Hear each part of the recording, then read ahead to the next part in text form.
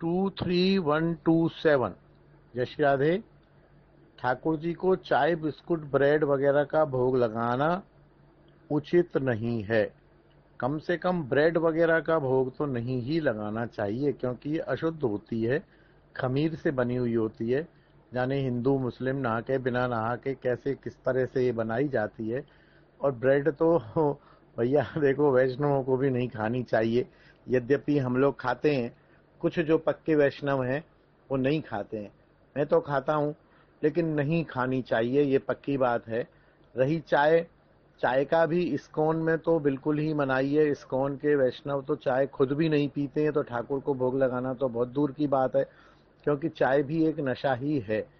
फिर भी क्या है कि भोग लगाना और प्रसादी करना, क्योंकि मैं पीता हूँ और मेरा यह नियम है कि प्रसादी के बिना कुछ नहीं खाता हूँ, तो उसमें एक तुलसी डाल दी जाती है और ठाकुर से कहते हैं भैया इसको जूठा कर दो, आप मत खाओ, ये अच्छी चीज नहीं है, आप इसको जूठा कर दो जिससे हम जो भी खाएं प्रसादी खाएं। लेकिन ये सब कुल मिला के नाटक ही हैं, क्योंकि यथार्थ में जीता हूं मैं, इसलिए कोशिश करके जैसे जैसे हम भजन की तरफ भक्ति की तरफ बढ़ें, इन सब चीजों से बचना ही चाहिए। ब्रेड भी छोड़नी चाहिए, चाय भी छोड़नी चाहिए। और जब हम छोड़ देंगे तो भोग भी छूट जाएगा। भोग की भी स्थिति हम आप लोगों की ऐसी है कि ठाकुर के भोग के लिए भोग नहीं लगाते, हम जो खुद खाना चाहते हैं वो ठाकुर को भोग लगाते हैं। तो जब खुद खाना बंद, ये भी स्थिति बहुत भयावह है, बड़ी नाटकपूर्ण स्थिति है। अरे भोग ठाकुर को लगाना चाहिए, जो ठाकुर को भोग लगे वो खाना चाहिए। सत्य और सिस्टम तो ये है। लेकिन हम में से प्राय लोग, और खासकर जो व्हाट्सएप पर मेरी बात सुन रहे हैं, उसमें से 90% लोग जो खुद खाना चाहते हैं वो बनाते हैं और वो ठाकुर को दिखा देते हैं। चलिए, इतना भी ठीक है, चलेगा, कोई बात नहीं है। लेकिन ये 100 में से 100 नंबर नहीं है। 100 में से 100 नंबर तो ये है कि ठाकुर की इच्छा के अनुरूप भोग लगाया जाए और फिर उसको पाया जाए। इधर हमें बढ़ना है, धीरे धीरे बढ़ना है। एक जन्म में, एक साल में, 10 साल में, 5 साल में हमें बढ़ना है, और हम यदि बढ़ेंगे तो प्राप्त होगा। और ऐसे बहुत लोग आज भी हैं जो ठाकुर की इच्छा से भोग लगाते हैं।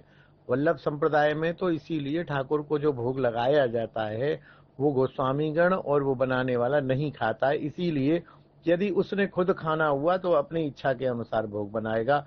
और यही कारण है कि वल्लभ संप्रदाय के मंदिरों में, अभी हम द्वारिका भी गए हैं, श्रीनाथ जी भी गए हैं, वहां वो 1000 साल पुराना जो एक ठौर और वो जो लड्डू और वो जो सिस्टम चला आ रहा है वही बनता है। उसके अलावा वहां निश्चित भोग हैं, सुबह ये भोग लगेगा, शाम को ये लगेगा, और वही बनता है। यदि पुजारी के स्वाद पर छोड़ दिया जाए तो ढोकला भोग लगाने लग जाएगा, चाय लगाने लग जाएगा, लेकिन क्योंकि उसने तो खाना ही नहीं है, इसलिए जो ट्रेडिशन है वही भोग लगाता है। हम लोग भी सावधान रहें कि हम ये ना लगाएं, लगाते भी हैं तो छोड़ने का प्रयास करें। जय जय श्री राधे। जय निताई। 23127।